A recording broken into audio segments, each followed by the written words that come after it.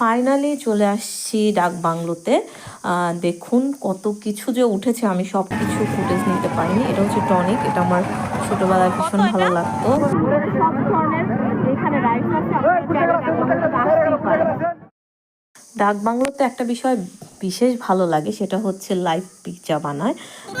আমার আসলে ওই পাশটা ভালো লাগছিল, ওই পাশটা ক্যামেরা ঘুরে একটু দেখা। যেহেতু ওই পাশটা খুব ক্রাউডিং ছিল, আমি এই পাশটাতে সুইচ করার চেষ্টা করছিলাম ধীরে ধীরে একটু শান্ত পরিবেশে। দেন হচ্ছে আমি একটা রেস্টুরেন্টে যাই, এটা হচ্ছে পদ্মা রিভার ভিউ রেস্টুরেন্ট। আসলেই এখানে বসে একদম পদ্মাটাকে উপভোগ করতে পারবেন। এবং আমি ফুচকা অর্ডার করেছিলাম এবং দুধ চা, যেটাকে মালাই চা বলা হয়, সেটা অর্ডার করেছিলাম।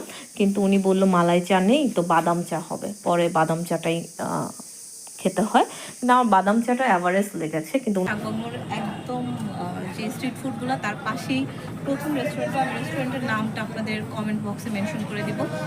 খুবই ভালো। সবচেয়ে ভালো বিষয়টা বলি, এখানে আমি রোজা রেখে একবার আসছিলাম, তখন ওপেনিং ছিল না, কিন্তু তারপর আমাদেরকে সবাইকে খেতে দিতে বসতে দিছে। যে